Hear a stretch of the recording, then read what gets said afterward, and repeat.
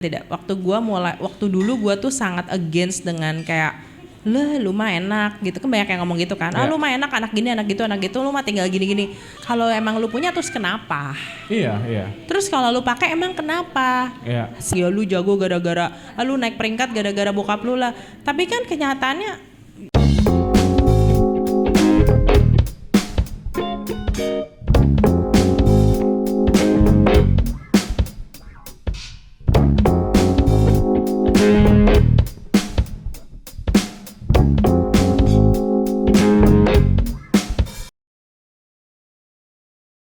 Alice, thank you for coming.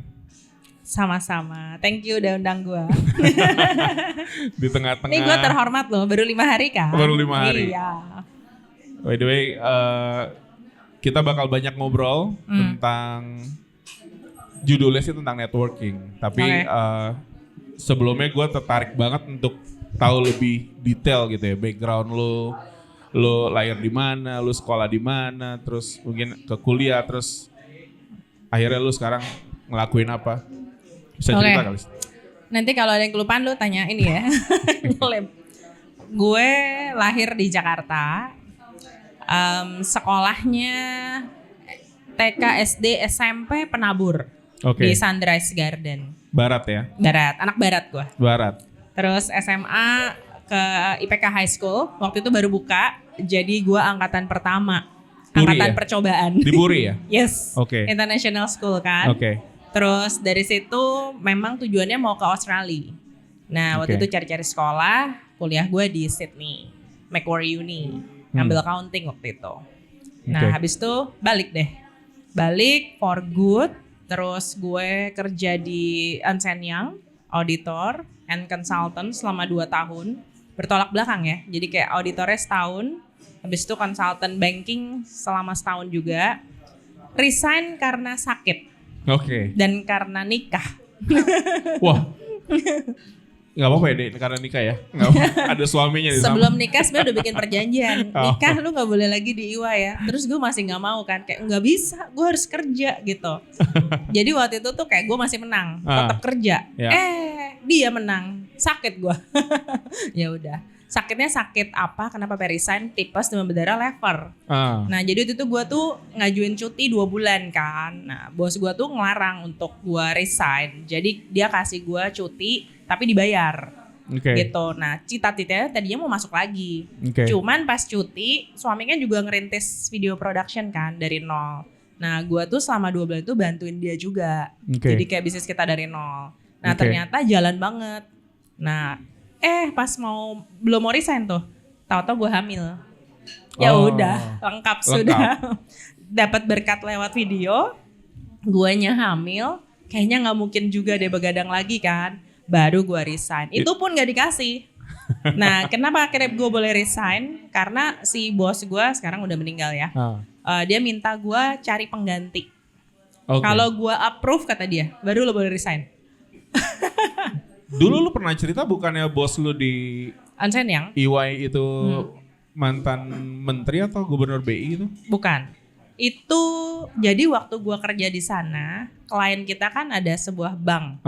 Nah, si dirut banknya itu yang jadi pernah gubernur jadi gubernur BI, which is find out teman bokap gue. Nah, dia dulu sempat minang gue suruh kerja di bank dia karena ngeliat gue pas di auditor kan.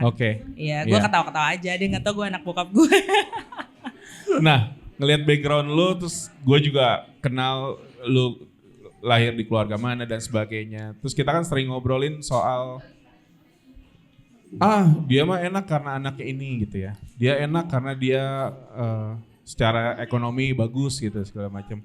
Gimana sih seorang Liz memaknai kata privilege? Privilege itu apa sih menurut lu?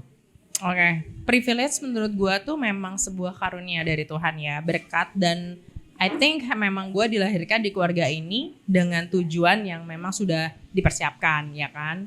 Dan kita juga gak bisa protes kan mau di keluarga mana gitu. Jadi cuman gini, perjalanan privilege keluarga gue itu kan bukan gue lahir langsung udah ada privilege sebenarnya. Ya kan, gue tuh ngalamin yang namanya ya rumah kecil yang 120 meter. terus ngelihat bokap gue pulang malam kerja, and then gue juga melihat betapa rajinnya dia, dan maksudnya ya pokoknya bukan tiba-tiba orang kaya lah ya, maksudnya I think kayak aku melihat perjuangan hidupnya. Nah itu yang membuat gue jadi sangat menghargai uang mungkin. So even dia ngasih kartu kredit waktu kecil kan, waktu gue ke Australia ya kan masih tanggungan dia dong ya. Itu dia ngasih gue kartu kredit suplemen kan. Nah itu tuh dia ngomong nih pakai kalau penting. Nah sebenarnya gue bisa aja kan borju. Kayak asik nih kartu kredit, bisa gesek-gesek semaunya, beli branded, beli apapun. At that time dia mungkin levelnya udah direktur ya. I think kemampuan mah udah bisa. Cuman gue kayak oh ya udah, pakainya cuman kalau masuk rumah sakit atau kalau emang bener-bener yang urgent lah baru gue pakai. Tapi kayak gue nggak pernah belanja tuh branded atau apa yang kayak gitu-gitu. Di saat teman-teman gue di sana ya emang pada yang tinggal swap doang gitu. Jadi gue walaupun ada privilege, tapi pada saat itu mungkin gue lebih kayak denial gak sih, kayak enggak, ini ya gue gitu, bokap gue ya bokap gue, ya gue, karena gue ngelihat perjalanan dia dari yang not so easy kan, maksudnya kayak ya orang biasa lah, naik gitu. Jadi ada bagusnya menurut gue, sehingga waktu gue SD kelas 4 tuh gue mulai tertarik di dunia bisnis sebenarnya. Kelas 4 SD? Kelas 4 SD, waktu itu bokap gue belum direktur. Jadi for sure itu dia masih, I think divisi keuangan ya. Dan gue ya memang seneng aja. Kayak I help my auntie at that time. Jadi dia jual kartu Natal, gue suka. Terus ya karena emang dasar gue anaknya juga suka kreatif gitu. Jadi ya kepikiran aja gitu, oh gue gak mau jual satuan ya, gue pengen jualnya yang massal gitu. Jadi kayak sekali nge-approach, kepikiran aja lagi nyarinya maminya teman-teman yang punya kantor atau punya pabrik, jadi mereka kalau ngorder tuh langsung 5 lusin instead of jual satuan. Itu kelas 4 sih udah mulai kayak gitu. Kelas 4 nih momen-momen pas bokap lu masih di industri farmasi apa udah di bank? Dia udah di bank. Udah di bank dari tahun 90 kan. 90. Jadi itu dia 4 tahun. Gua tahun 94 itu kelas 4 berarti. Oke. Ya, kelas 4 gua kelas 4 tahun 94. Berarti dia direktur tuh 96. Berarti bisa dibilang bahwa lu pun pernah merasakan hidup ya nggak usah, bukan drama yang susah banget sampai gimana, maksudnya kita berkecukupan tapi juga nggak berlebihan. Cuman cukupnya gini loh, pas mau makan cukup gitu kan. Jadi gue tuh inget tuh dulu kalau ngatin bon makanan tuh ya, dari yang dulu tuh zamannya restoran Fajar tuh loh. Kita tuh suka makan di situ. Kalau nggak makan sop kambing yang di Roxy Dudung. Iya. Itu tuh kita tuh suka kayak weekend pergi ke sana. Iya. Saking sukanya gue tipes 4 kali. Ngaruh ya karena makan kambing ya? Ya kena kambing sekali, kena yang lain-lain juga ya gitulah. Jadi kayak ya kita muter-muter gitu. Terus naik gitu. Berarti sekarang kalau nge-review hari ini gitu ya, apa yang lu lakuin hari ini nyambung nggak sama kuliah lu? Atau mungkin awal-awal waktu lu menjadi profesional? Sambil jelasin juga hari ini lu sebenarnya lu lagi sibuknya tuh ngapain gitu ya? Dulu tuh kan gue kepengennya jadi businesswoman, memang dari kecil, cita-cita dari kecil. Mau jadi dokter takut mayat, jadi gue cita-citanya itu businesswoman. Nah, kalau dibilang nyambung karena gue ngambil accounting kan dipakai ke bisnis kan. Ya menurut gue itu masih nyambung. Tapi kalau menjadi auditor, which is gue bukan, ya kan. Tapi gue lebih ke bisnisnya. Nah, cuman gue bersyukur kalau dulu gue nggak accounting, mungkin nggak ada pengalaman dan nggak, kalau misalnya gue langsung ngambil let's say management gitu ya. Management itu kan skillnya rada-rada abstrak ya menurut gue, nggak spesifik gitu. Jadi kalau lo mau kuliah management terus kamu masuk lamar kerja juga orang bingung. Lu mau jadi bos tapi skill lu apa gitu. Iya kan? Nah at least lu harus punya satu skill tuh, which is gua accounting. Nah tapi dulu tuh kepengen marketing juga sebenarnya. Pengen double degree. Cuman ngeliat kok banyak paperworknya. Gua tuh gak terlalu suka tuh bikin paper. Suruh ngitung gua demen. Jangan suruh bikin paper. Akhirnya gua gak ngambil marketing. Jadi marketingnya naturally aja sih menurut gua gitu kan. Nah cuman at least teori-teori marketing basic gua belajar. Kayak market positioning kayak gitu-gitu gua belajar. Nah cuman karena emang dasarnya dari kecil tuh gue seneng giving ya. I think it's related. Yang related menurut gue culture keluarga itu relate to me sih. Jadi kayak dari kecil memang kita udah terbiasa yang namanya berbagi, sharing, gak pelit info, helping others. Nah menjadikan gue sangat mudah untuk networking. Apa kegiatan-kegiatan yang disengaja oleh orang tua lu dalam ngasih culture itu? Berbagi itu ya? Jadi mereka tuh nggak terlalu banyak ngomong, lebih kayak banyak praktek sih. Jadi kayak kalau misalnya waktu dulu tuh ya kan di lampu merah banyak anak-anak yang minta-minta atau apa zaman-zaman dulu kan itu masih boleh. Nah mereka si bokap tuh karena nyetir kan, jadi dia selalu ngasih tuh selalu. Jadi kita duduk di belakang selalu ngeliatin, oh kalau orang minta dikasih. Terus nyumbang panti asuhan. Jadi kita tuh sering kayak dikasih tau, kita mau nyumbang panti nih, my mom ya. My mom juga. Jadi kayak both of them is my role model berdua sih gitu. Jadi kayak lebih banyak nyokap juga yang ngajarin hal-hal yang aktivis gitu. Karena kan nyokap gak terlalu kerja kan. Nyokap lebih yang di rumah dan lebih ngurusinnya kayak sosial gitu. Jadi gua melihat mereka berdua itu saling seia sekata dalam hal giving. Jadi kayak both of them tidak pelit sama sekali. Ada kan yang keluarga kadang istrinya pelit, suaminya royal gitu kan. Nah ini tuh I think dua-duanya tuh royal gitu. Jadi kayak royal dalam arti kata mereka gak yang kayak gue ntar kasih ntar gue miskin gak ya gitu kan. Padahal dibilang berlebihan banget at the time ya kita cukup lah gitu. Not so yang gimana. Tapi dia mengajarkan itu dan gak pakai ngomong. Ngajarnya tuh cuma gitu aja. Ayo ikut ini, ikut itu.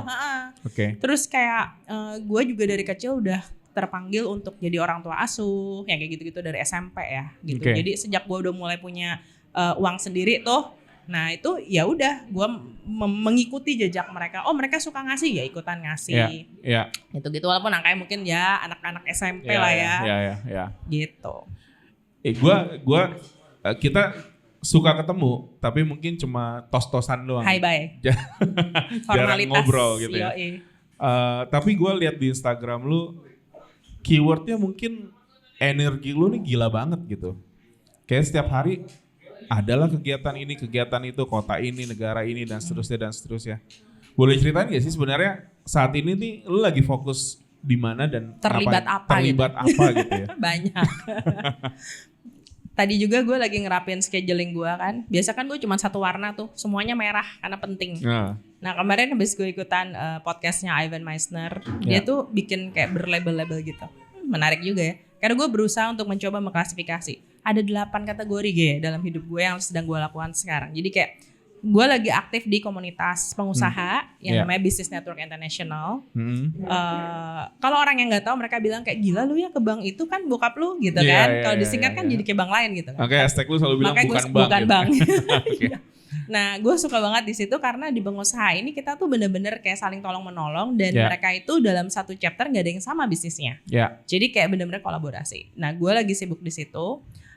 Karena dari situ gue melihat banyak potensial bisnis sampai ke luar negeri. Dan gara-gara di komunitas ini gue jadi punya mimpi yang bisa besar lah. Alias nggak omdo tapi possible. Mungkin kalau gue nggak masuk komunitas ini kayak punya ide pasti orang kayak alah lu ngimpi doang lah gitu, halu. Tapi di sini karena ada komunitas ini ya, jadi malah men-challenge gue untuk lu nextnya apa lagi. Itu satu. Gue sibuk di situ. Kedua, gue masih lanjutkan bisnis yang memang gue sudah rintis ya, jadi health and beauty.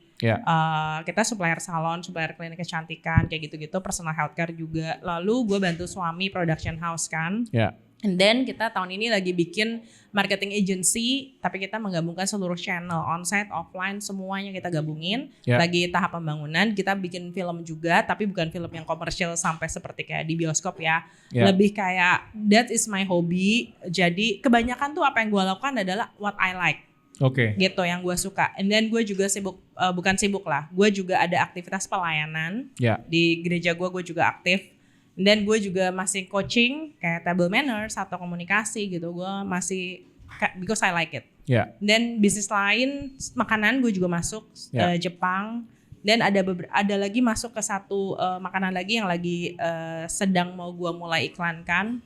Ya dunia bisnis gitu. Kenapa bisa banyak? Orang kan kadang kayak lu satu aja kenapa sih nggak fokus aja gitu. Kenapa harus banyak? Nah the thing is yang membedakan gue dengan business owner lain adalah gini. Gue adalah orang yang di ujung. Sedangkan business owner kebanyakan mereka punya pabrik. Mereka itu dari 0 sampai ke penjualan 1. Ibaratnya kayak dari belakang sampai depan.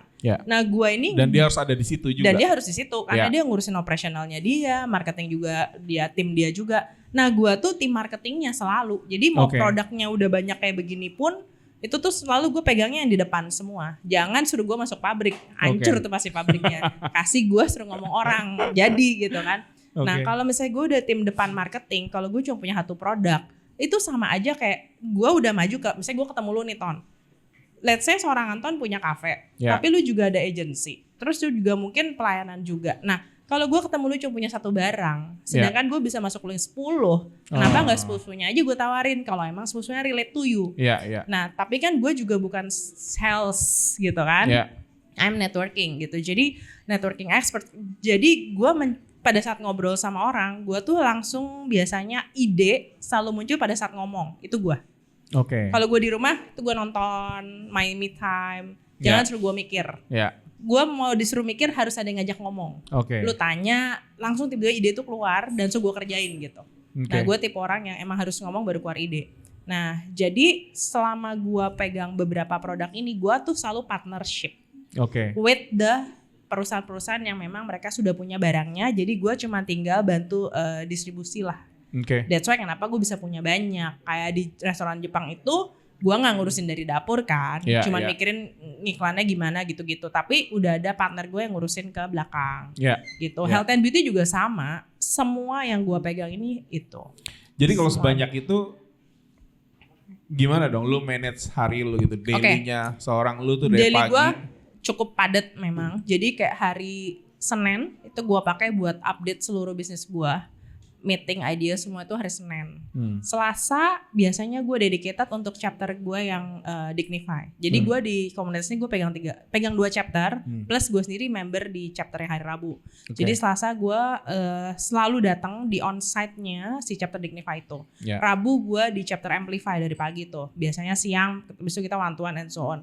Kamis gue another chapter lagi yang gue bangun itu chapter Magnify, gue juga ngurusin itu. Nah Jumat biasa hari syuting gue. Jadi kalau taping podcast atau apa biasanya hari Jumat. Kalau kita lihat di sosial media lu ngomong soal apa itu semua hari Jumat. Itu di hari Jumat, biasa jadwal syuting lah. Pokoknya yang segala syuting-syutingan, persyutingan tuh bisa Jumat.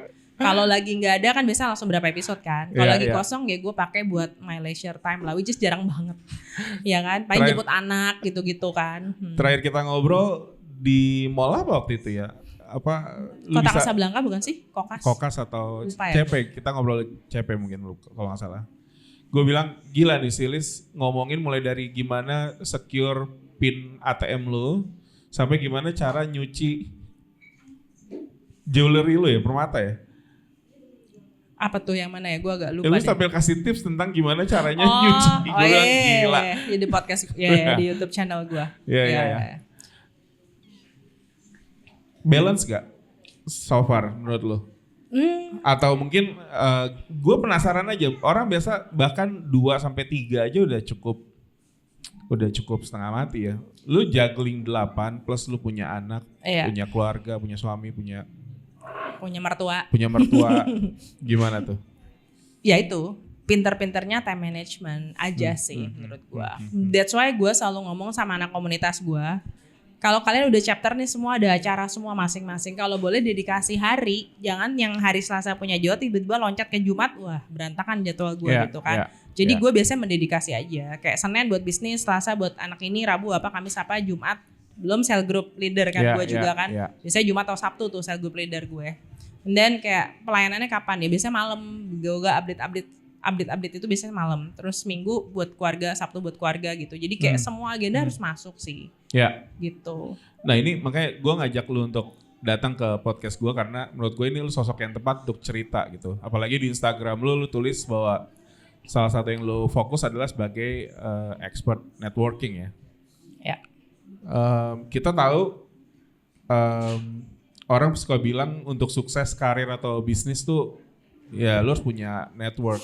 Kalau bahasa politik sekarang harus ada ordal lah, orang dalam lah atau apa gitu ya. Enggak juga sih sebenarnya. Iya, tapi gimana lu memandang bahwa seberapa penting network dalam orang membangun karir atau membangun bisnis? Network itu your net worth is based on your network. Ya kan? Jadi kalau kamu punya value dirimu mau naik, ya networking lu harus luas. Karena kalau orang yang gak punya network ditanya apapun pasti jawabannya gak tahu, gak kenal gitu kan. Nah gue tipe orang yang agak susah kalau ketemu orang yang apa-apa jawabannya gak tahu tuh, gue gemes tuh bawaannya. Gak tahu ya cari tahu gitu kan. Nah itu kayak teori hidup gue, gak ada yang gak tahu karena lu kan tinggal cari tahu. Apalagi sekarang dunia kan yang udah Google and everything. Ya elah, anak gue bilang mah gak usah belajar hari gini mah apa-apa nyari di Google. Itu udah sampai segitunya gampang kan gitu. Jadi network itu menurut gue sangat penting dan kita nggak bisa instan. Itu sesuatu yang kayak sekarang nih gue punya network banyak gitu ya.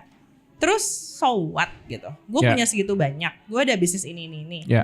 Tapi kan dengan network gue yang ada ini gue bisa nolong orang lain lagi loh. Nggak cuma mikirin diri sendiri. Nah kebanyakan orang tuh males bernetworking karena mereka merasa gue spend waktu buat orang ini mau ngapain? Toh nggak ada juntrungannya nih, kayak ini orang nggak penting deh gitu kan. Bisnis gua mah apa, dia mah apa. Tapi kan kalau gua tipenya orangnya ya mau lu nyambung nggak nyambung, emang kalau pas gua ada waktu ya ketemu aja gitu loh. Ya jalin hubungan aja, dalam arti kata silaturahmi lah ya kan. Nah jadi mau gua bisnis atau di komunitas, at the end of the day gue memperhatikan diri gue sendiri ya. Setiap kali gue ketemu orang yang gue bisa janjikan pasti ada added value every time you meet me gitu. Ya karena that's why kenapa gue bilang I'm networking expert. Anything gitu. Jadi kayak entah mungkin gue bisa kasih masukan dari segi konsumen, mungkin dia apalah, pokoknya setiap ketemu ya mean something lah gitu. Kalau misalkan tadi gue ngomong banyak orang bilang untuk sukses harus punya network, sedangkan tadi lu sempat nyeletuk enggak juga gitu ya. Kita bisa elaborasi lagi gak? Menurut lu kenapa belum tentu harus punya network misalnya? Maksudnya gini, setiap orang sukses harus punya network itu benar, tapi enggak harus networknya orang dalam.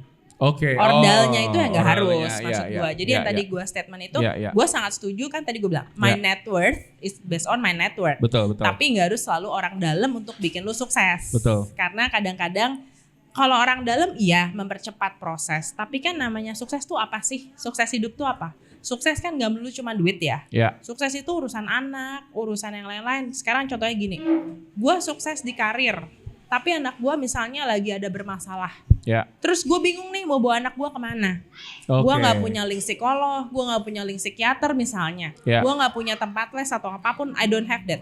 Tapi dengan I am networking, anak gue gini, ada si coach Reo, ada si coach siapa, they are all my friends gitu ya. Cuma tinggal coach nanya dong, anak gue gini kira-kira gimana ya, ya kan? Akhirnya membuat family kita jadi sukses gitu. Anaknya jadi bener, jadi beres atau jadi apa let's say gitu loh. Jadi part dari functionnya juga salah satunya untuk ngasih kita informasi juga gitu ya. Untuk apapun, baik itu keluarga, baik itu untuk personal kita sendiri, development atau apapun gitu. Jadi nggak melulu duit gitu. Ya itu tadi maksud gue. Kalau menurut lu definisi seseorang tuh punya network yang oke gitu ya, itu saat apa? Apakah saat dia kenal punya berapa ribu kontak gitu, list berapa ribu orang gitu misalnya atau apa? Punya kontak list 1000 sama kenal sama 500. Menurut gue better kenal 500 daripada punya kontak tapi 1000.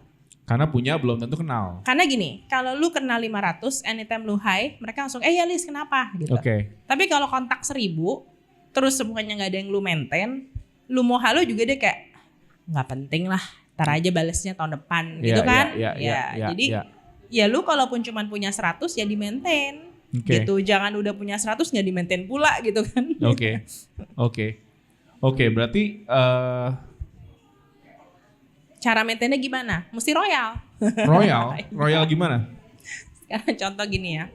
Setiap orang itu punya bahasa kasih yang berbeda-beda. Love language. Ada orang yang minta bahasa kasihnya adalah hadiah. Ada orang bahasa kasihnya waktu. Dan ada orang yang bahasa kasihnya service. Nggak bisa setiap orang itu lu kasih hadiah doang.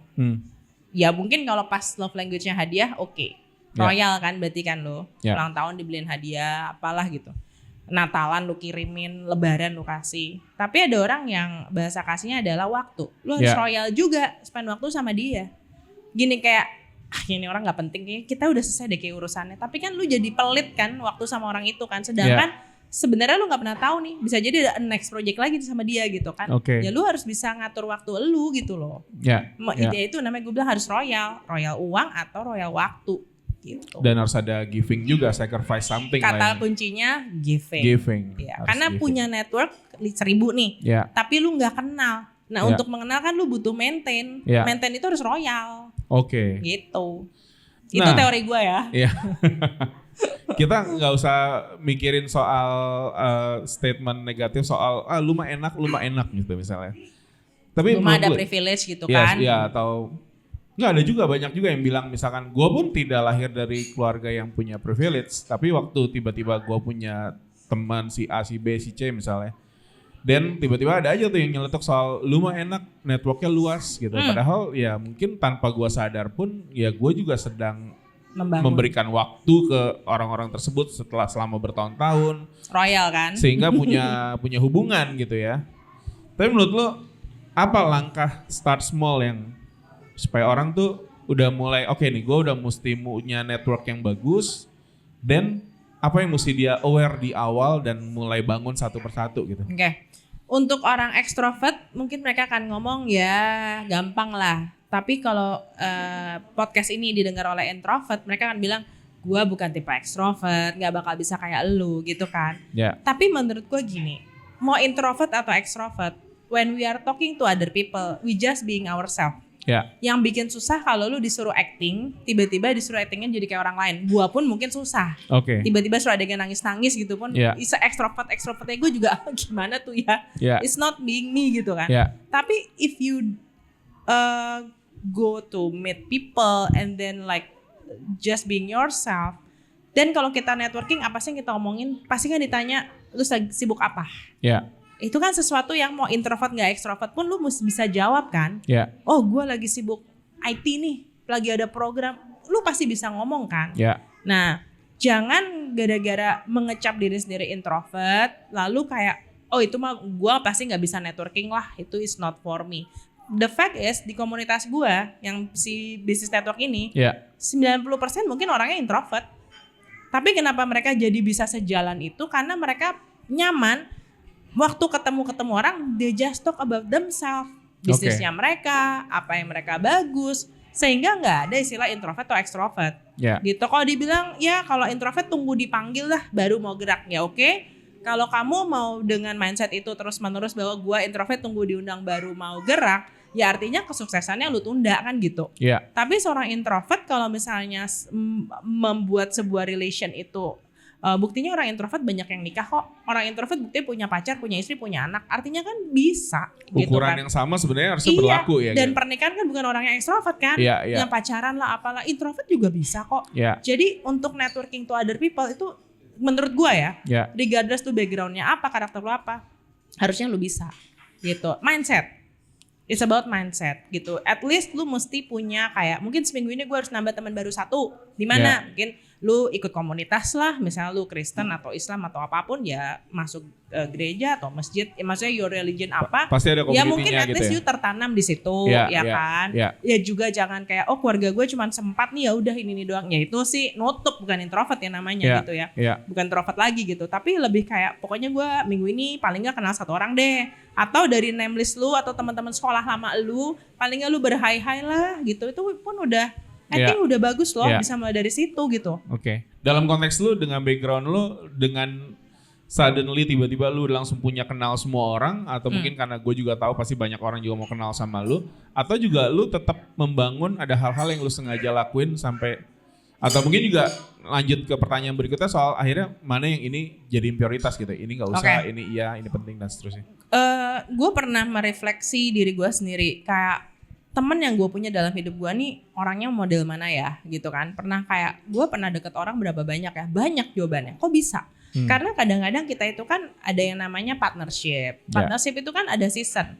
Waktu 2020 waktu APD Gerakan Peduli Medis, mungkin orang terdekat gue di tahun itu adalah orang-orang yang pada punya pabrik baju. Itu udah kayak nelfon setiap hari gitu. Tapi waktu itu udah selesai, ya gue masih tetap temenan sama mereka, cuman mungkin pertemuannya nggak intens, ya kan? Tapi I have been close with them. Artinya kita udah pernah punya kesan, ya kan? Pada satu masa gue fokus memperhatikan itu semua, dan kalau ditanya sekarang masih ada nggak nomor teleponnya, masih ada. Masih suka high-highan nggak? Masih. Tapi pasti nggak intens. But at the other hand, gue juga udah lagi intens lagi sama yang komunitas gue sekarang nih. Karena kan emang lagi membangun. And then ada kolaborasi bisnis. Otomatis kita akan deket-deket di season kita. Ada seasonnya lah. Cuman orang-orang lama-lama yang dulu pernah jadi teman baik atau apa, ya gue memaintainnya dengan cara ya tetap maksudnya gini, setiap kali ketemu tuh ya beri kesan mendalam aja gitu loh. Ya jadi kapan kayak gue sama lu kan kita juga pernah deket satu waktu karena lagi di presenter bareng kan di JPCC. Tapi waktu gue udah nggak di situ, lu juga udah nggak di sana, kita juga jarang ketemu. Tapi kan anytime Anton hi atau gue hi, lu pasti Lis apa kabar gitu kan?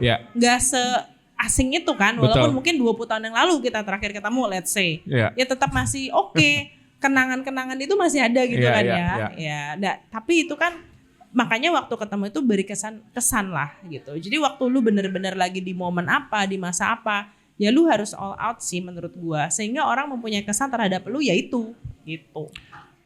Mungkin itu juga yang bisa jadi acuan berpikir buat kita gitu ya, saat kita nyapa seseorang dan mungkin orang itu lagi nggak bales lu sampai seminggu atau mungkin lupa bales ya dijadiin itu bukan sebagai sesuatu yang lu untuk baper, tapi malah oh ya mungkin seasonnya lagi beda. Iya, dulu dekat kan. Atau lagi kebutuhan dia juga lagi kesana. Jadi, tapi sedangkan kita juga satu sisi perlu juga untuk terus membangun hubungan gitu. Kadang-kadang kan juga sering kepleset di situ ya. Kita akhirnya jadi baper dan udah cut deh, kita nggak mau lagi deh misalnya kontak dia atau. Beda case kalau emang pernah ada problem ya, beda case. Tapi maksudnya kalau kita ya namanya orang kalau partnership atau pernah kerja bareng pasti ada lah yang namanya beda pendapat tuh pasti. Tapi kan kita udah dewasa ya. Maksudnya pesan dari orang tua gue gini, bokap gue khususnya. Kalau sebel sama orang itu nggak boleh. Yang kamu boleh adalah sebel sama tingkah lakunya.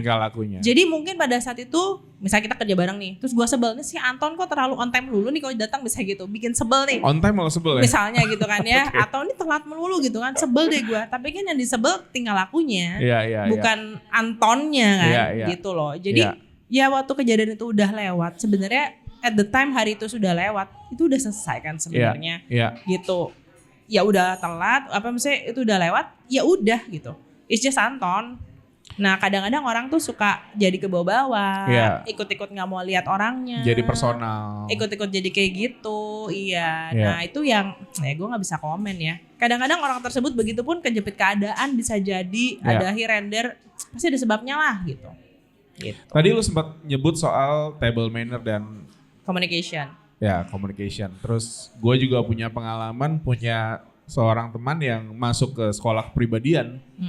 Dan setelah itu ya duduknya seperti Putri Indonesia, cara dia makan, cara dia ngomong, cara dia gitu ya. Pasti ada do and don'ts-nya gitu ya tentang gimana sih cara lu table manner, cara lu berkomunikasi sama orang.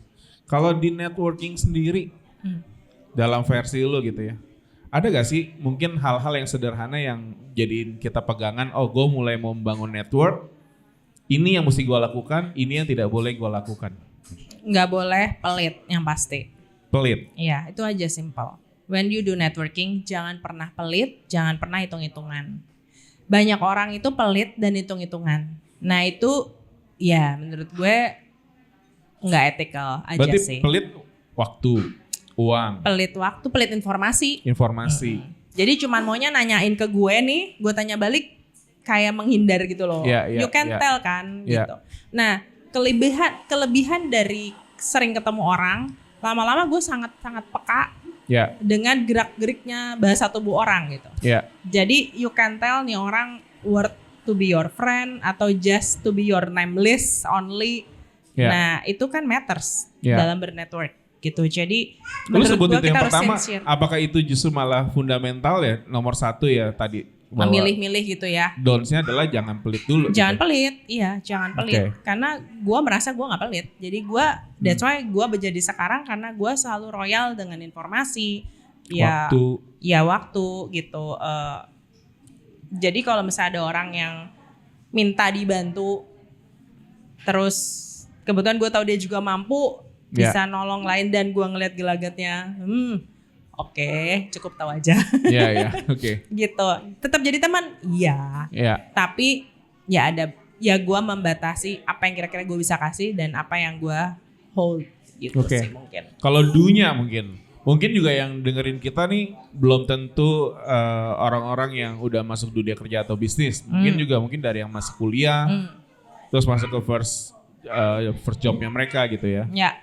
Apa sih yang mesti dengan sengaja nih dilakukan bukan tidak dilakukan ya? Selain tadi nggak pelit, mesti lebih royal. Iya, royal dalam waktu dan segala macam ya. Kalau nggak disambit nih, iya tuh banyak duit mah nggak heran.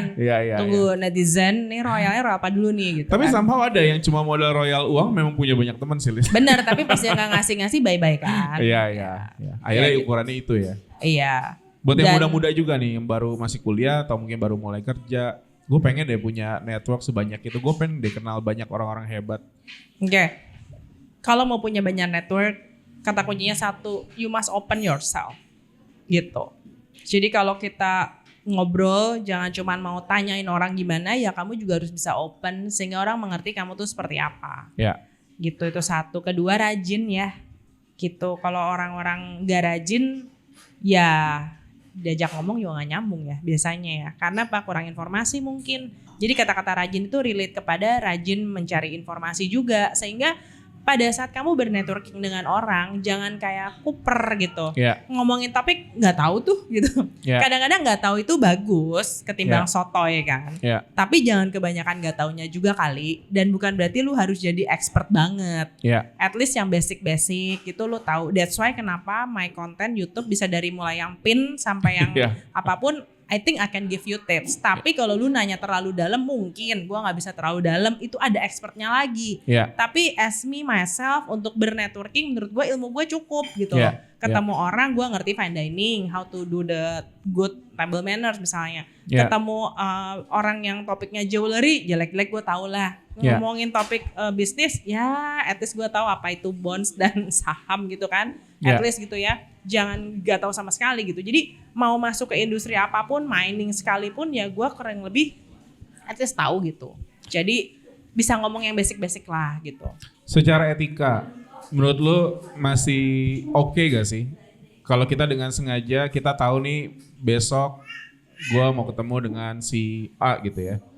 Dan gue tahu dia pekerjaannya adalah apa, dan gue mulai nyari-nyari tahu dikit supaya ada obrolan nyambung gitu. Terlalu berlebihan gak sih kalau sampai? Menurut gue nggak berlebihan dan gak ada yang tahu juga toh gitu kan. Itu kan kita sendiri, itu namanya preparation. Jadi kalau misalnya kita ketemu seseorang yang memang kita rasa waduh mati nih, kayak gue dunia ini bego deh nggak ngerti, ya lu cari tahu sedikit lah. Paling nggak, makanya gue bilang kan harus rajin. Nah rajin itu nggak bisa tiba-tiba Anton. Rajin itu harus menjadi culture. Rajin emang orangnya rajin. Kalau emang udah rajin, apa juga dia cari tahu. Ngulik gitu ya. Ngulik. Dan mereka harus, dan orang itu harus preparation gitu. Jangan udah butuh baru aduh iya nih lupa apa gitu ya. Preparation juga better. Ya itu tadi termasuk preparation kan. Besok mau ketemu siapa, ya gue prepare lah hari ini paling enggak ini orangnya siapa. Nama mungkin lupa atau apa, tapi kan at least dunianya kira-kira ini topik bakal ngomongin apa ya. At least kita tahu lah gitu. Itu yang biasa dilakuin sama anak-anak agency karena kita ketemu klien dari multi industri kan. Betul. Lu mau propose sesuatu kalau nggak lu research macam mana katanya. Gue pernah suatu hari di sebuah bank, klien kita existing udah lama, terus ganti bos. Terus dan timnya bilang, Ton lu mesti belajar main golf karena nih bos yang baru teman main golfnya direksi. Gue coba driving 3-4 bulan karena gue tahu one day gue akan satu ruangan berdua aja sama bos baru ini kan. Dan kejadian gue cuma di ruangan dia berdua, gue harus basa-basi, gue bilang Pak biasa main golf di mana? Dan dia bilang main golf, saya nggak main golf, saya main bulu tangkis. Nah lo. Bukannya bapak main golf. Dan di bank itu ada 2 nama yang sama, beda divisi. Yang satu credit card, yang main golf itu yang credit card. Kalau yang saya main bulu tangkis. Gue udah belajar golf berbulan-bulan.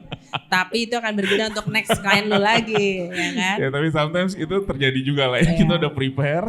Makanya at least jelek-jelek semua itu bisa ya. Bulu tangkis bisa nepok deh gitu kan. Dan itu gak usah lu, gue bisa jawab. Secara etika lu jangan sampai bilang gini, oh saya juga main bulu tangkis. Jangan. Ntar kita ngomongin yang lain. Anak saya yang main bulu tangkis gitu kan. Still another topic.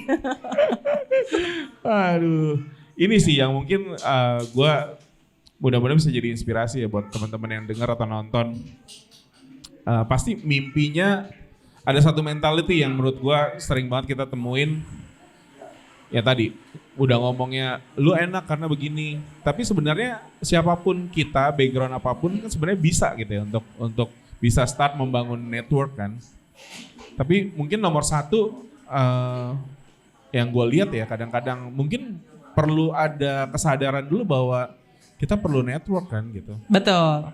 Kalau perlu network, dan yang tadi lu ceritain panjang lebar gitu ya bahwa kita jangan pelit, perlu melakukan ini itu gitu ya. Banyak hal.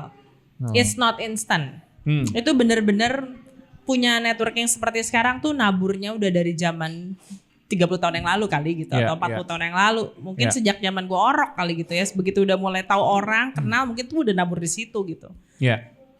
Tapi tadi yang gue ini kalau misalnya kita prepare dan kita bisa menjadi komunikator yang bagus gitu ya. Atau mungkin kita giving something ke orang tersebut.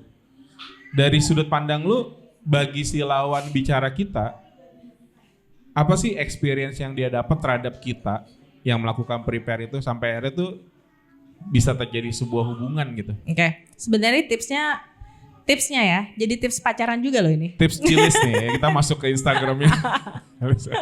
Karena gua seperti sekarang ini bukan tiba-tiba umur 35 something baru jadi begini. Ya.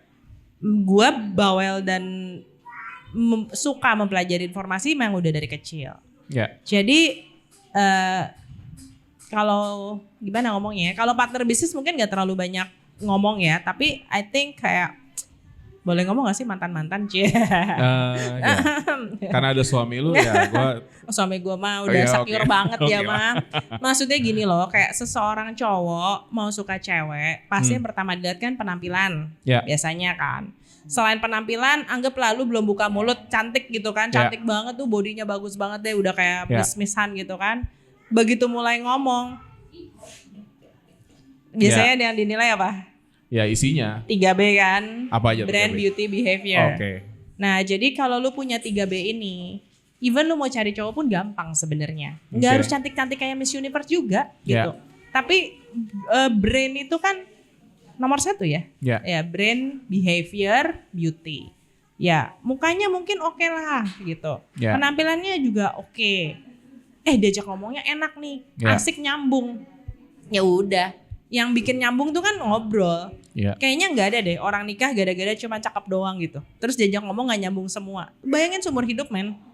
Mau gimana itu kalau ngomong nggak nyambung kan? Jadi I think dan gue pernah dapat komplimen lah dari beberapa orang yang pernah relation with me. Dan pentingnya bukan selalu pacar ya, tapi kayak temenan atau apa. Ya mereka selalu ngomong karisma lu sih. Ya siapapun yang ngomong sama lu pasti attract by you sih dia ngomong. Bukan attack ya, attract dari dalam by you gitu soalnya. kayak.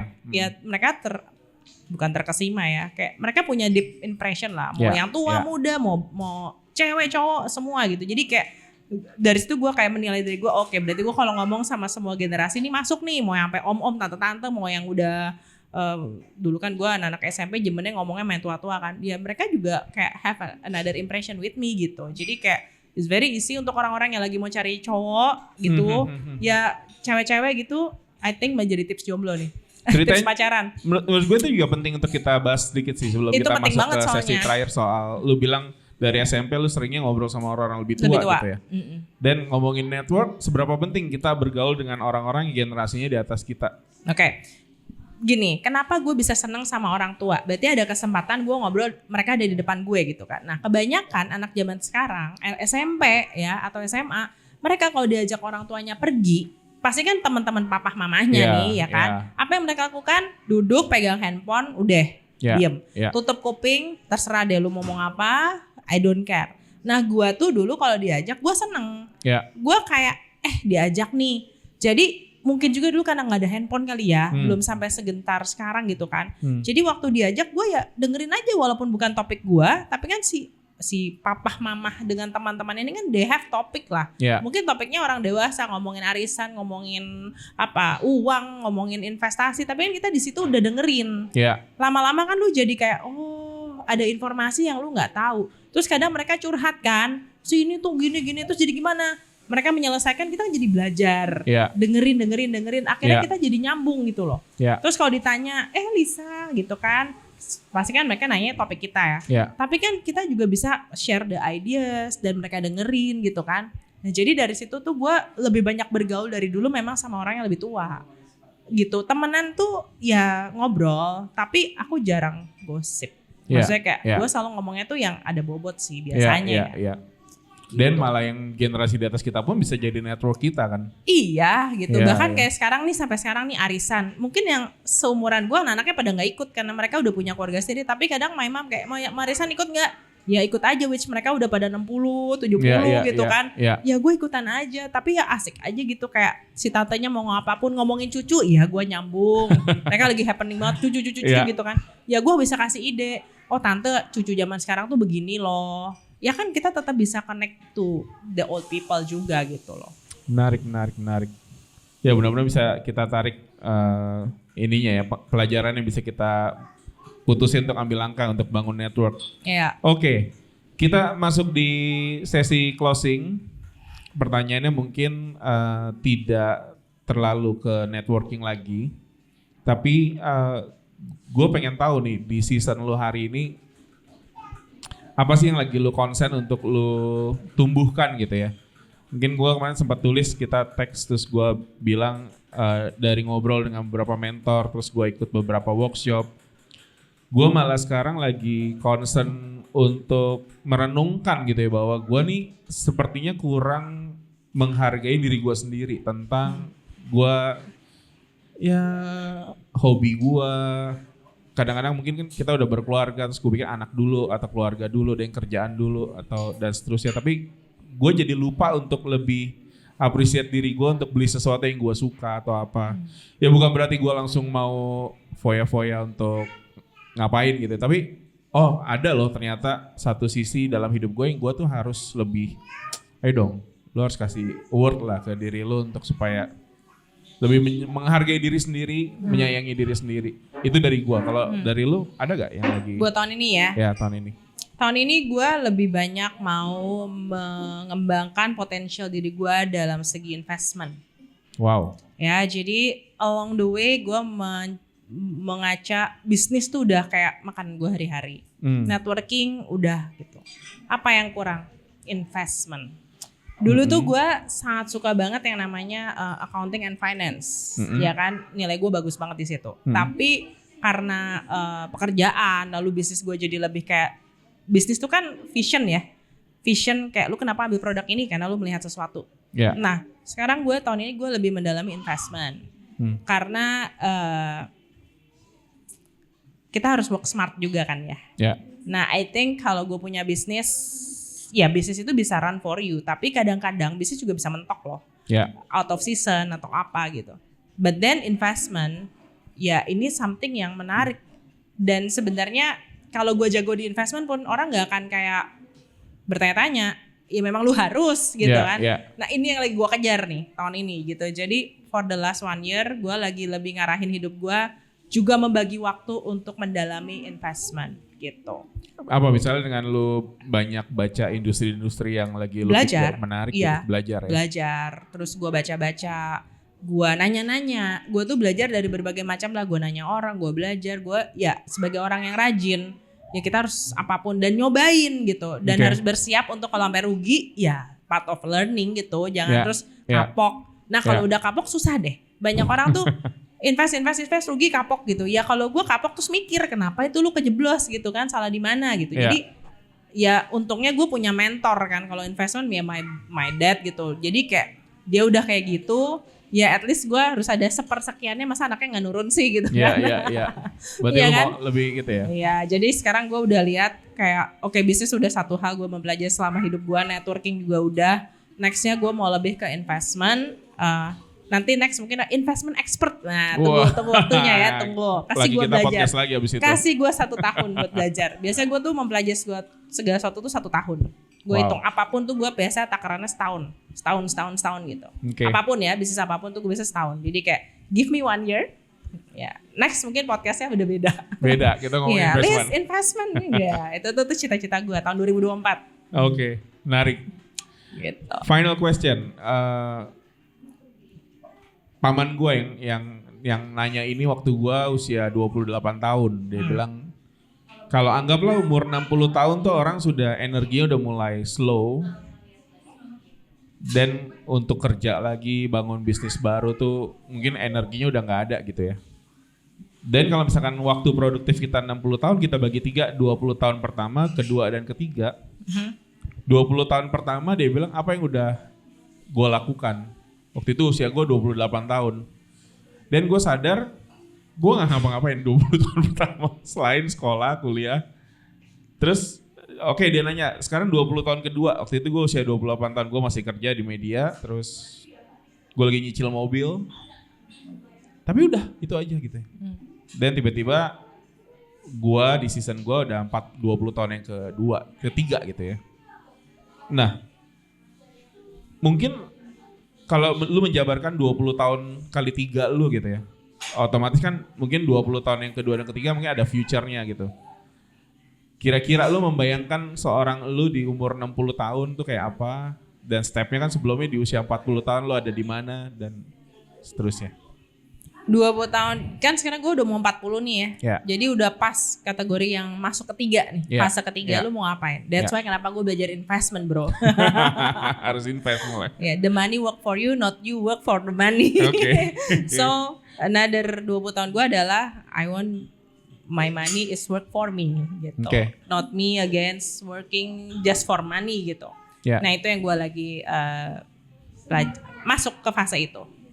Gitu. Karena menurut gue dengan privilege yang tadi lu sebut, lu dari privilege, bener. Selama ini gue tuh terlalu mengesampingkan itu dan gue merasa itu kalau gue ambil gue tuh nothing. I feel nothing kalau gue pakai privilege itu. Mungkin di first 40 years gue gitu. But this lately gue mikir, nggak semua orang loh kayak lu. Betul. This is privilege kata teman gue kan. Betul. Gue tuh bisa networking segini banyak juga beneran tuh murni my friend loh gitu. It's not there gitu kan. Jadi kayak udah cukup lah Lis gitu. Lu mau buktiin apa lagi gitu. Toh segala pembuktian ini memang udah membuktikan ya lu memang ada gunanya gitu loh hidup di sini. Bukan cuma numpang doang gitu kan.